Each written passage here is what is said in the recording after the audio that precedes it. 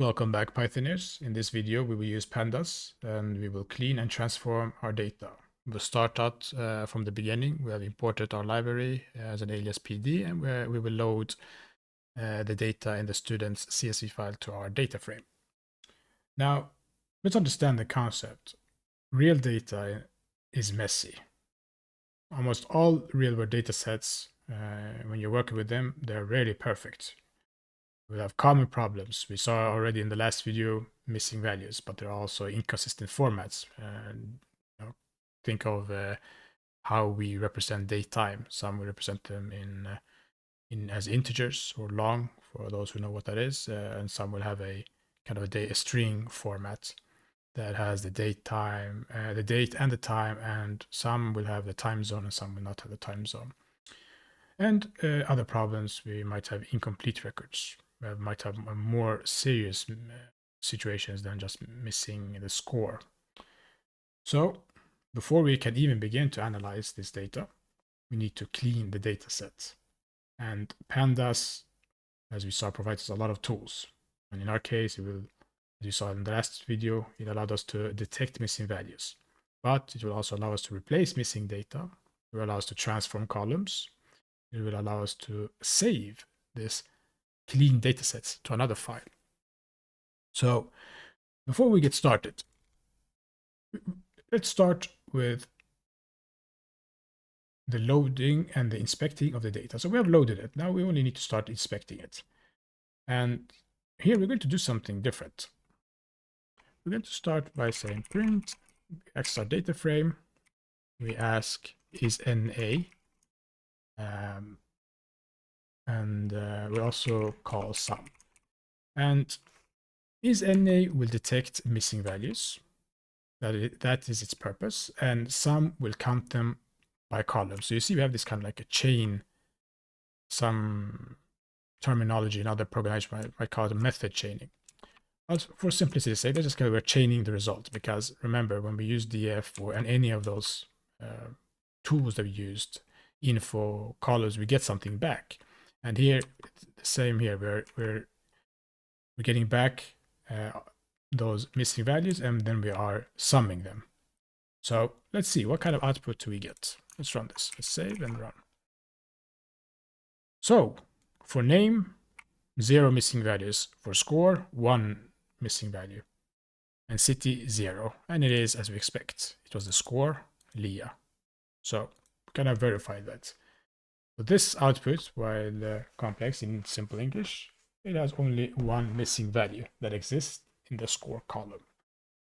Now, let's move on to the next step. Okay, so we inspected it, we figured out it has missing values.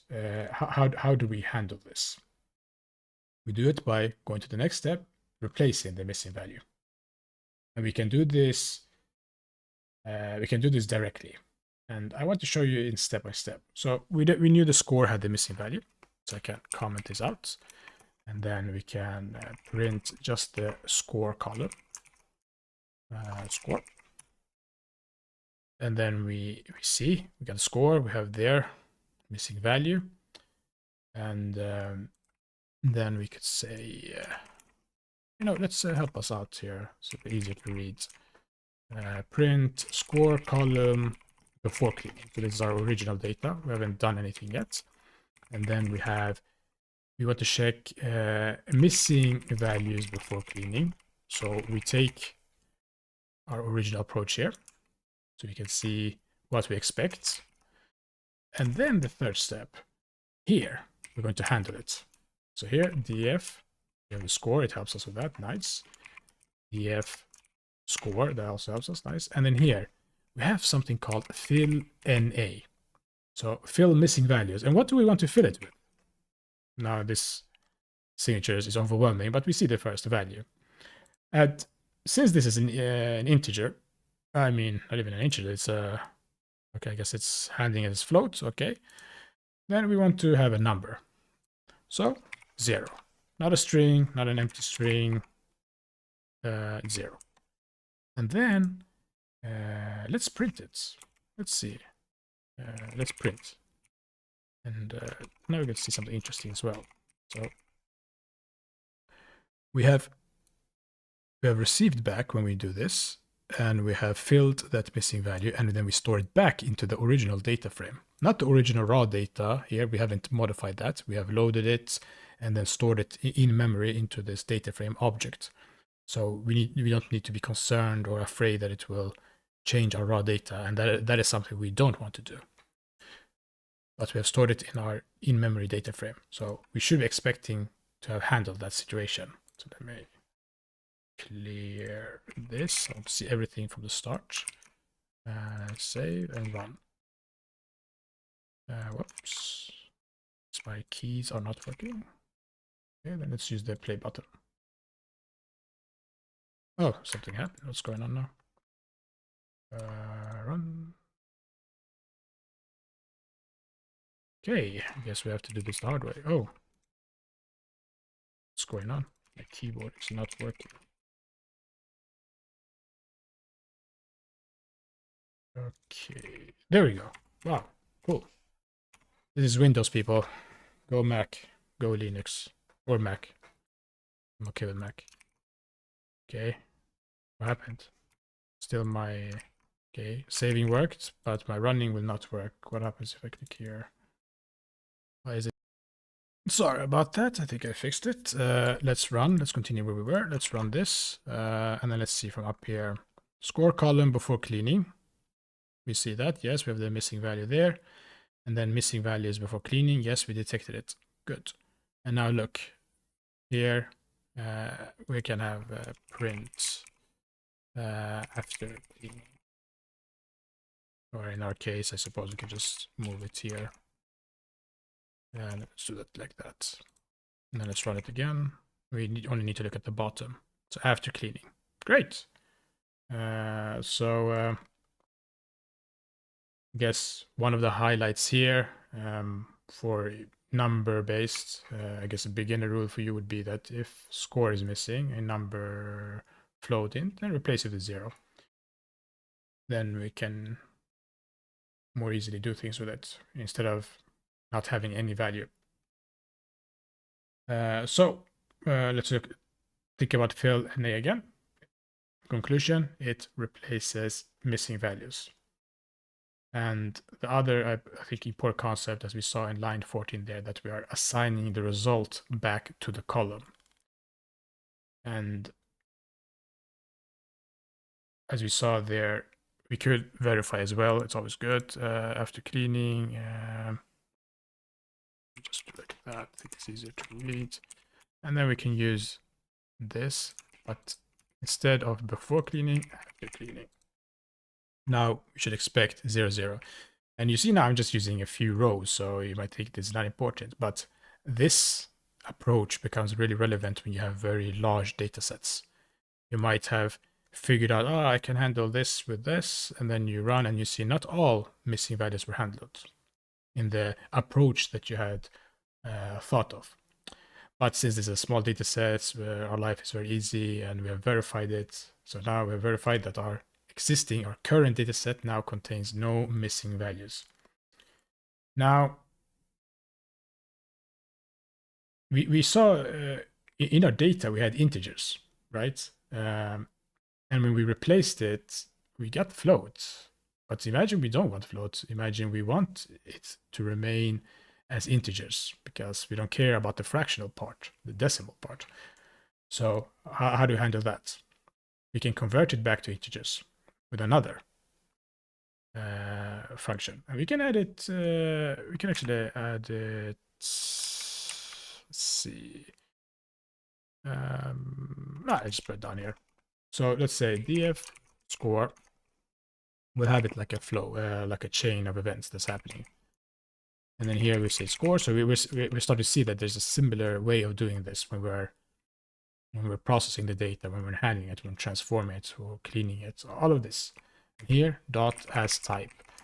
And then here I specify the type. It even says the D type. So I say just int. We want it to be D type. This is not required. We might not care. It's optional, but I find it useful. So I don't want the floats. And now we can inspect the clean data. We can do print let's maybe do a new line so we can easier read it. Clean table, and then just print our df. We don't need to use anything else. And then let's run it again. And we see. No longer have we a missing value here. We don't have that fractional part that we were afraid of. Oh, I even misspelled that. Not important, but clean table. So, it's a very simple table where we replace the missing score with 0 and then make sure it remains as integers and not floats.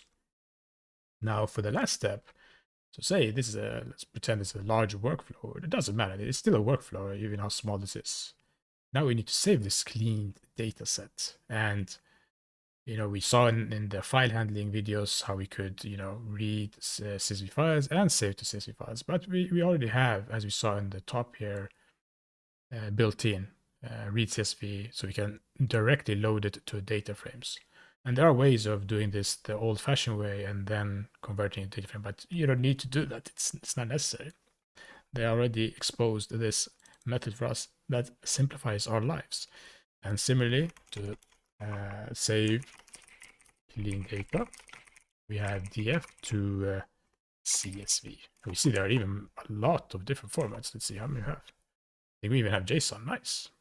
Cool. So to CSV.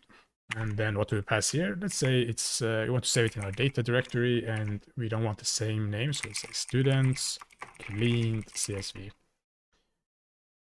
And I'm wondering if I should bring up index. We'll see. Let's see what happens if I don't use it. I think it's good to see the variations.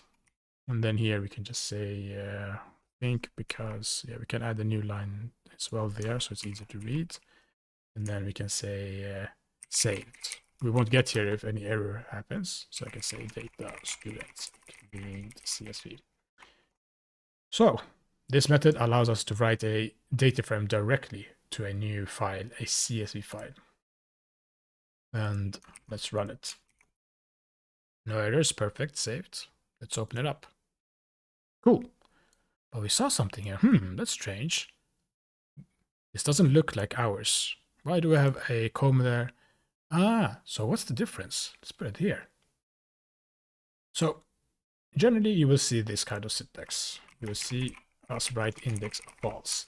If we didn't do that, then it's true by default. And then we get, if we compare this to, and if we're using other editors or we're going to import this to Excel or something, we don't need those. We don't need the index. So this is not what we will be doing. We will actually use index false. Run. And then we see. Now it looks exactly, it has the same structure as our original data. It's just that we have cleaned it as we want, handled missing values. So one takeaway from here is that we never want to overwrite our original data set, which is this raw file here. We could have named it students_raw, but it's okay to just be students. We want to have the original. And we want to keep both. So student CSV will be our raw data and students cleaned will be our process data. And this workflow that you've seen from start to bottom, where we first loaded and then inspected, and then we cleaned it. We haven't seen transforming, but we'll see it in the next video when we need, if we want to create new data from existing data. But at its core, this fundamentally is a very common workflow in data projects. So to recap, I think in this video, you saw how we detected the missing values. We saw by using this construct, we were able to detect the missing values. We learned how to replace missing data. We also verified it very easily with this one, which has the same usage to detect missing values. So we can use it to detect and to verify that we have successfully cleaned it. And here we have an optional step, precared, to convert column types, because we saw that it changed from what we expected. We wanted to be an int, not a float. And lastly, we saved the clean data to a new file. So yeah, maybe let's think of possible beginner errors if we look at this code again. If I had if I had just done this, we would not have saved what we did. So what we get back, we're storing back in our column, in our dataset. Otherwise, the result of this will not be stored. So that's how we fixed it. And another, I suppose, error, I think you guys got this, is if we had the wrong output path, if we, well, put it somewhere else. We have to always check relatively where we are. So we're running from main, and then I navigate it to data, and then students cleaned. Yeah. And if you're ever, I think, unsure, you could always use the OS library, as we saw in the file handling sections, and we can do something like, let's see here, import OS. I know generally we have a top there, but this is a demo, so print OS and then get current working directory. Now let's run this. What happened here? There we go. And then we see here at the end is the entire path from my hard drive C to the users, the user directory, desktop, Python, and Pandas project. So that is where my main.py resides. So yeah, I guess in summary, what does it really mean to, what do we mean by data cleaning? It means that we detect missing values, we fix them, and then we save a usable data set that we can now pass along to anybody else in the pipeline. That when we work with a team, depends what we're doing or next step for you. Yeah, and in the next video, I think we will do a demo where we can combine everything that we've learned into a smaller data workflow from raw data to clean data set with, I guess, some calculated results. Until then.